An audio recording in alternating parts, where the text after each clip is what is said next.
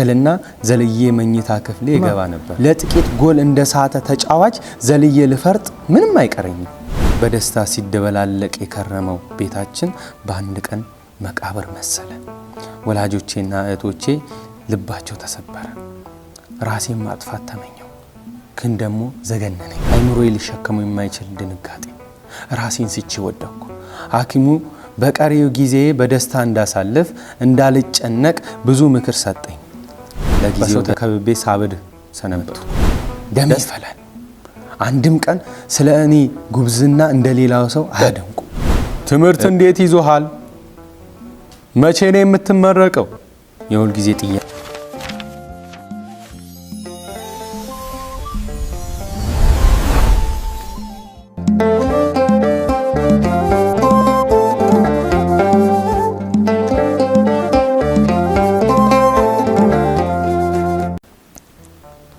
ከሞት ባሻገር ዕለቱ እጅግ ብሩህ ዕለት ነበር።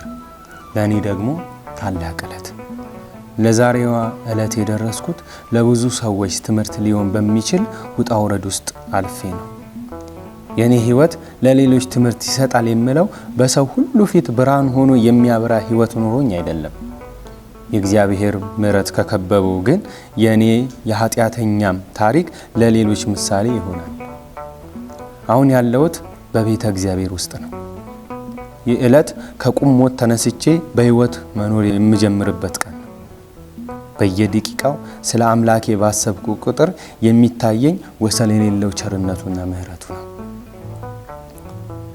አሁን አባ በእጃቸው ጀርባ ይመታ አድርገውን በአጠገብ ያለፉ።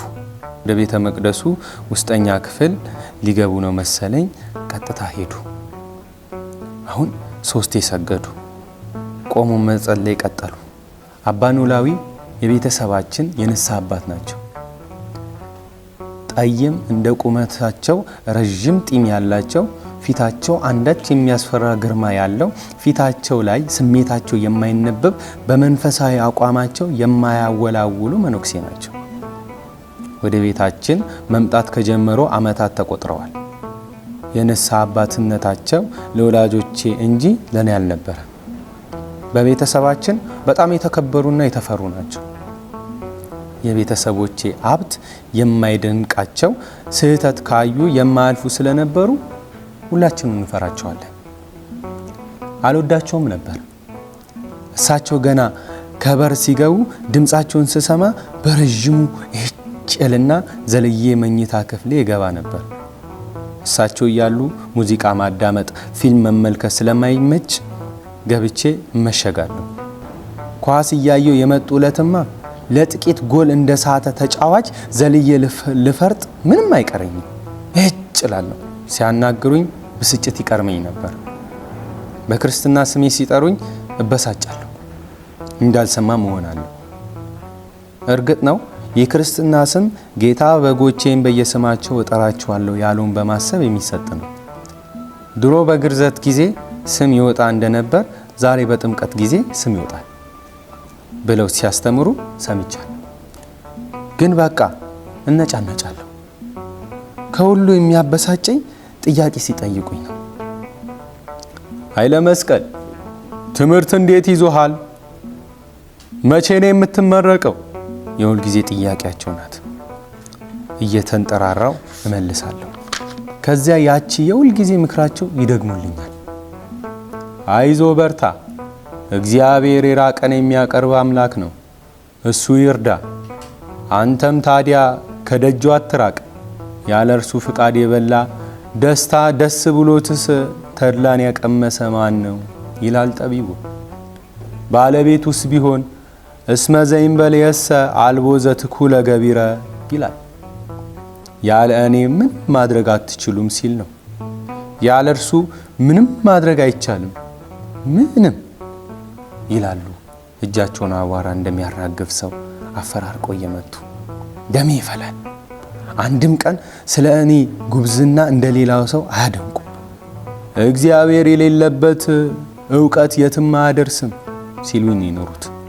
ብቻ አንዳች የበታችነት እንዲሰማኝ የሚያደርጉኝ ስለሆኑ አልወዳቸውም ነበር። አንዳንድ ቀን የፍልስፍና ጥያቄ ጠይቄ ልፈትናቸው ሞክርም ነበር። እንደ ዋዛ የሚሰጡኝ መልስ ኩምሽሽ እያደረገኝ ተውኩት። በከፍተኛ ማዕረግ ተመርቄ ወደ ስራ ዓለም ከተቀላቀልኩ በኋላ አባም ማናገር የበለጠ ሞት ሆኖ ይታየኝ ነበር። በምርቃቴ ቀን መጥተው እንኳን ያችን የማትቀሯን ያለ እርሱ ፍቃድ የበላ ደስ ብሎትስ ተድላን የቀመሰ ማን ነው የምትለው ቃል ነግሮኝ ነው የሄዱት። እሳቸው ሲናገሩ በወዴ አብሬያቸው እያልኩ ዘብት ነበር። ወይ ትቢት! ይህ ትቢት ግን መቋጫ አላጣ። እሳቸውንም የሸሸሁትንም ፈጣሪዬንም የማገኝበት አጋጣሚ ተፈጠረ። ከጥቂት ወራት በኋላ በተቀጠርኩበት ድርጅት የውጭ ሀገር የትምህርት ዕድል ተሰጠኝ። እንኳን ምክንያት አግኝቶ ቀርቶ ወትሮም ለኃጢአት የፈጠነ እግሬ ለጭፈራና ለስካር ለፈንጠዝያ ተነሳ። በሰው ተከብቤ ሳብድ ሰነበትኩ። ደስታዬ ግን ብዙም አልቆየም።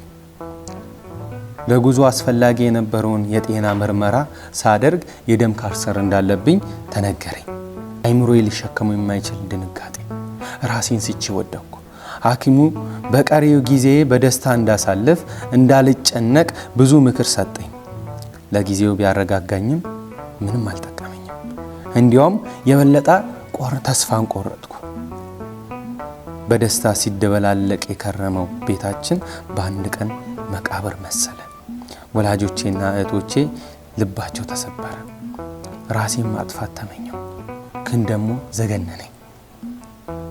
በሄድኩበት የሚያውቁኝ ሁሉ ከንፈር እየመጠጡ አቆሰሉኝ። ሳልሞት የሚገድለኝ ሰው በዛብኝ። ፈጽሞ ልረጋጋ አልቻልኩ።